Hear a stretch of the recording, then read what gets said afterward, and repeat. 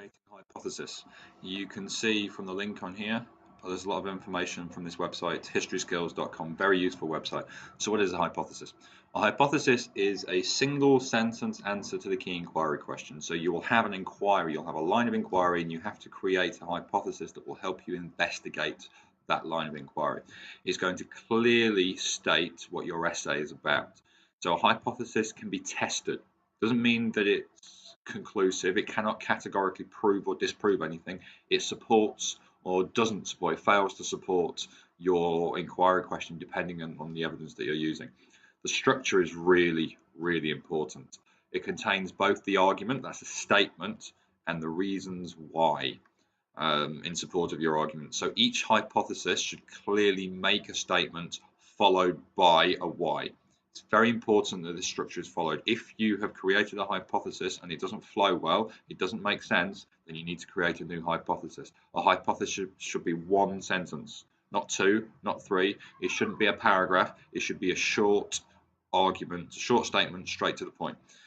So an example of this is the indigenous people of Australia were treated as second-class citizens until the 1960s by the denial of basic political rights by state and federal government. So you've got a clear statement here in the first part of the question. Indigenous people of Australia were treated as second-class citizens. Clear statement, followed by why that statement is true.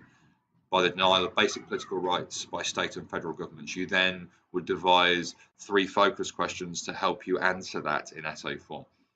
So, an example.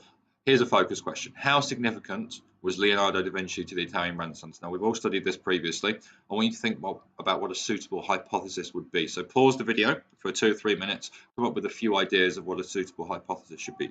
Tick, tick, tick. 2 or 3 minutes. Excellent. No cheating. All right. Here's an example. If your example is different to this, that's fine. It could still be a good hypothesis. But Leonardo da Vinci epitomizes the concept of a polymath, as his influence in several disciplines is still displayed in museums all over the world. You can see here we've got a clear statement.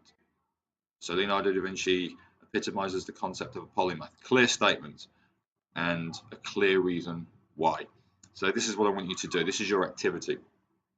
Your inquiry question, I should say inquiry question, sorry, is how did Hernan Cortez impact Aztec civilization? So what I want you to do is to read the information on the Duxter's website just there. The information is on the Google Classroom. You can see here, the information is on the Google Classroom just here. Your task is to create a hypothesis, watch the video, read the Duxter's link, and then submit your hypothesis on the Google form at the bottom of the screen just there. That's what I want you to do.